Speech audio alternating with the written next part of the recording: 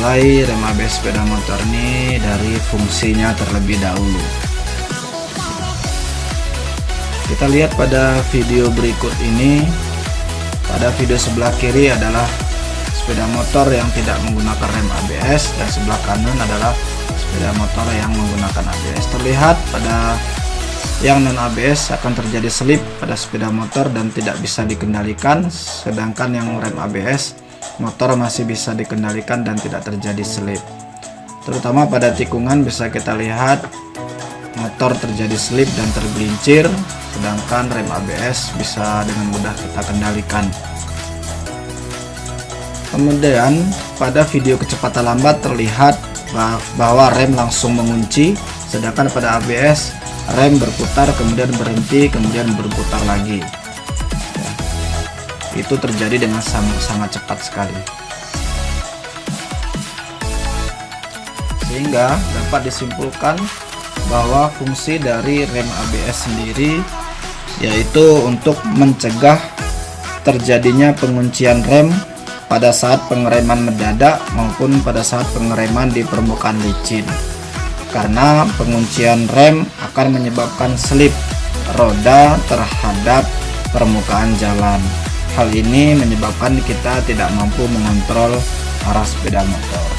Jadi rem ABS di sini berfungsi untuk mencegah penguncian rem pada saat kita mengerem mendadak, sehingga kita masih bisa mengendalikan arah dari sepeda motor.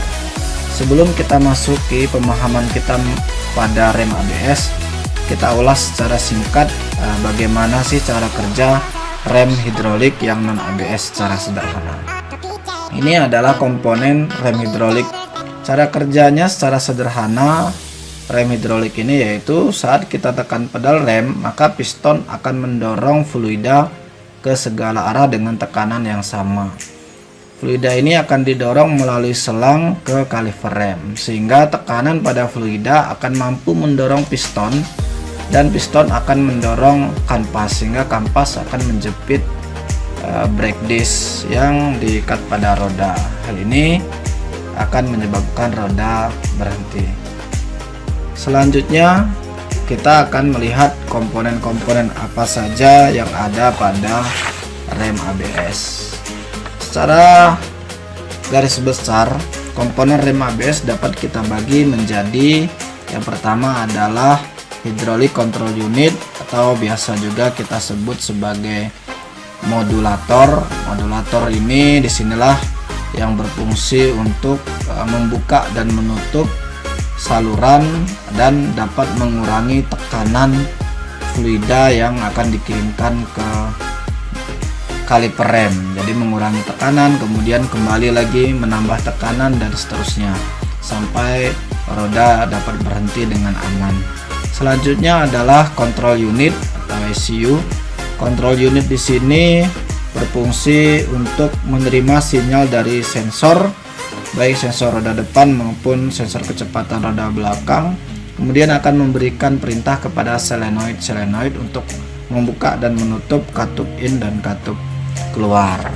ECU juga, control unit juga dapat mendeteksi gangguan-gangguan yang terjadi pada sistem ABS ini. Ini adalah bentuk dari modulator ABS dan bentuk dari control unitnya. Jadi menyatu menjadi satu, ditempelkan. Kemudian komponen selanjutnya adalah sensor speed. Sensor speed di sini berfungsi untuk mendeteksi kecepatan roda depan dan kecepatan roda belakang. Dia akan mengirimkan sinyal ke control unit dalam bentuk tegangan ya. Nah, sensor speed sendiri bekerja juga dibantu oleh pulsar plate. Jadi di sini ada pulsar plate yang berbentuk gerigi-gerigi atau lubang-lubang seperti ini, bisa kita lihat di sini. Jadi ini adalah pulsar plate, kemudian ini adalah sensor speed. Ini pada roda depan ya, sedangkan ini pada roda belakang. Selanjutnya ada juga lampu indikator yang ada di speedometer sepeda motor. Lampu indikator ini dapat menginformasikan kepada pengendara bahwa rem ABS pada motor dapat bekerja dengan baik, ataupun nanti akan terjadi kedipan pada lampu indikator jika terdeteksi sistem rem ABS mengalami gangguan. Nah, untuk deteksi kedipan pada indikator rem ABS nanti akan kita bahas secara lebih lengkap pada video selanjutnya. Ini adalah fungsi dari komponen-komponen rem ABS. Selanjutnya langsung saja kita masuk ke bagaimana sih cara kerja dari rem ABS itu sendiri. Kita mulai saja. Rem ABS itu pada dasarnya dapat bekerja dengan mendeteksi adanya perbedaan putaran antara roda depan dengan roda belakang. Jadi sensor speed di sini akan berfungsi untuk mendeteksi putaran roda depan dan roda belakang. Nah, perbedaan putaran antara roda depan dengan roda belakang inilah nanti yang akan memicu sistem ABS itu bekerja mengontrol tekanan fluida ke kaliper roda. Nah, ini adalah sistem rem ABS sebelum bekerja. Kemudian saat handle rem kita tekan, maka piston yang ada pada master rem atas ini akan menekan fluida. Terlihat di sini warna merah pada selang ini menunjukkan bahwa tekanan fluida tinggi. Nah, tekanan fluida sendiri saat sistem ABS belum bekerja, maka valve in atau isolation valve ini masih belum bekerja, sehingga valve masih kondisi terbuka, valve in-nya ya. Nah, karena valve in masih kondisi terbuka, maka tekanan fluida dapat langsung diteruskan oleh modulator pada ABS, diteruskan ke selang yang menuju ke kaliper, sehingga rem dapat bekerja untuk mencekram disk yang ada pada roda. Nah, saat kaliper rem atau kampas rem yang ada pada kaliper rem mencekram disk pada roda, maka speed sensor akan mendeteksi perbedaan antara kecepatan roda depan dengan roda belakang. Nah, pendeteksian kecepatan ini bisa kita lihat. Jadi speed sensor ini di dalamnya terdiri dari kumparan koil.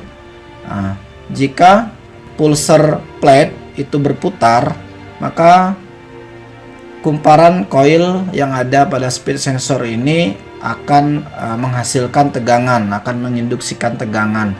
Nah, inilah yang akan dikirimkan ke control unit. Nah, ini cara kerja dari speed sensor. Jika pulser plate berputar, maka speed sensor akan menghasilkan tegangan, di mana tegangan ini yang akan dikirimkan ke control unit untuk memberikan sinyal. Nah, jika rem depan tadi kita tekan, maka terjadi pengereman pada roda depan. Hal ini menyebabkan terjadinya perbedaan kecepatan pada roda depan dengan roda belakang. Nah, perbedaan kecepatan inilah yang dideteksi oleh speed sensor, sehingga apa yang terjadi? Maka control unit akan memerintahkan kepada solenoid in berupa mengirimkan tegangan, sehingga karena ada kumparan pada solenoid dan dikirimkan tegangan arus maka akan terjadi kemagnetan di sini. Nah, terjadinya kemagnetan ini akan dapat menutup valve in. Nah, saat valve in tertutup, maka akses tekanan fluida dari master rem ke kaliper roda depan itu akan tertutup. Nah, sehingga tidak ada lagi tekanan dari master rem ke roda depan. Nah, tetapi tekanan fluida ke kaliper ini masih tinggi. Nah, hal ini akan dapat menyebabkan roda terkunci. Nah, maka control unit akan kembali melanjutkan perintah berupa mengirimkan tegangan ke solenoid valve out. Nah, hal ini akan menyebabkan terjadi kemagnetan pada solenoid valve out, sehingga solenoid valve out akan terbuka. Nah, terbukanya valve out ini akan mengalirkan fluida yang bertekanan dari kaliper tadi, akan dialirkan ke LPA atau low pressure accumulator, atau dalam hal ini biasa juga kita sebut sebagai reservoir tank. Jadi di dalam modulator ABS ada semacam reservoir tank juga. Nah, sehingga hal ini fluida yang bertekanan tadi akan mampu mendorong pegas yang ada di reservoir tank, sehingga akan mengisi reservoir tank yang ada di sini. Sehingga fluida akan mengisi reservoir tank. Untuk lebih jelasnya bagaimana sih valve in dan valve out terbuka, maka bisa kita lihat pada gambar berikut ini. Jadi valve masuk atau valve in tadi saat belum dialirin listrik, maka kondisinya akan terbuka seperti ini. Jadi pegas akan mendorong valve in sehingga valve in akan terbuka. Nah, saat ada tegangan, ada arus listrik yang dikirimkan ke solenoid, ke kumparan, maka kumparan ini akan menghasilkan kemagnetan. Jadi akan menjadi kemagnetan. Kumparannya dialirin listrik, maka akan terjadi kemagnetan. Nah, kemagnetan inilah yang akan menarik valve. Kondisi terbuka ini akan menarik, mampu melawan tekanan dari pegas sehingga valve akan tertutup. Ya, valve akan menutup saluran. Nah, sedangkan solenoid valve keluar saat belum dialirin listrik, maka kondisi valve keluar itu sedang tertutup karena ada dorongan dari pegas. Nah, saat ada sinyal, ada aliran listrik dari control unit, maka akan terjadi kemagnetan pada kumparan. Nah, kumparan di atas ini akan terjadi kemagnetan sehingga dapat menarik katup untuk melawan kekuatan dari pegas, akan tertarik ke belakang. Sehingga saat katup tertarik ke belakang, maka saluran akan terbuka. Jadi seperti ini cara kerja solenoid valve in dan valve out. Nah, seperti ini ya. Nah, jadi cara kerja solenoid ini kurang lebih seperti itu. Nah, setelah fluida akan mengisi reservoir, maka kontrol unit juga akan memerintahkan kepada motor untuk berputar, sehingga motor akan berputar dan pompa akan bekerja untuk mendorong minyak yang ada pada reservoir. Minyaknya akan didorong, akan dikembalikan ke master rem bagian atas. Makanya motor yang ABS, kalau kita tekan rem secara mendadak, maka nanti akan seperti ada pergerakan pada handle rem itu. Nah, itu terjadi karena pompa bekerja mengembalikan tekanan tinggi tadi, mengembalikan fluida ke master rem. Jadi seperti bergerak-gerak sendiri gitu ya, handle rem depan. Nah, ini. Jadi terus memompa sampai dengan fluida yang ada di reservoir ini habis. Gitu. Nah, setelah tekanan dikurangi pada kaliper bawah, kaliper roda, maka yang terjadi adalah kecepatan roda depan dan kecepatan roda belakang akan menjadi sama karena tekanannya tadi sudah kita buang atau kita kembalikan ke master silinder bagian atas ya, sehingga kecepatan roda depan dan roda belakang akan sama. Nah, saat kecepatan roda depan dan belakang sudah sama, maka ECU akan menghilangkan sinyal berupa listrik tadi ke solenoid katup in maupun solenoid katup out. Sehingga apa yang terjadi? Maka katup in akan kembali terbuka dan katup out akan kembali tertutup. Hal ini akan menyebabkan tekanan fluida pada master handle rem atas ini kembali akan diteruskan ke kaliper, sehingga rem akan kembali bekerja untuk menekan brake disc yang ada pada roda. Nah, jadi rem akan kembali berfungsi. Nah, hal ini terjadi secara terus-menerus dengan sangat cepat sekali. Setelah rem bekerja lagi, maka yang terjadi adalah akan terjadi perbedaan kecepatan lagi roda depan dengan roda belakang. Nah, maka sistem ABS kembali akan bekerja. ECU akan mengirimkan sinyal kembali ke katup in dan katup keluar, kemudian juga akan mengirimkan sinyal ke motor sehingga bekerja untuk mengurangi tekanan pada rem depan kembali, sehingga nanti akan terjadi kecepatan yang sama kembali pada rem depan dan rem belakang. Hal ini terus berulang-ulang sampai dengan roda itu dapat berhenti dengan kecepatan yang sama. Roda dapat berhenti. Nah, hal ini dapat terjadi ya, bekerjanya sistem ABS tadi membuka dan menutup atau mengurangi tekanan fluida kemudian kembali lagi memberikan tekanan fluida. Ini dapat terjadi 50 kali dalam 1 detik. Jadi proses ini terjadi dengan sangat cepat sekali, sampai dengan 50 kali per detik. Ini luar biasa sekali ya. Bahkan di salah satu produk sepeda motor mengklaim bisa 90 kali proses ini terjadi dalam waktu 1 detik. Nah, ini jadi kurang lebih seperti inilah cara kerja dari sistem ABS. Nah, untuk lebih mudah lagi kita bisa lihat bentuk modulator rem ABS seperti ini. Ini bentuk modulator ABS-nya. Di sini ada motornya. Ini ada kontrol unitnya dijadikan satu. Tapi di sini dipisah oleh seal-seal ya, karena di bagian ini ada fluida, sedangkan di bagian ini adalah elektronik ya.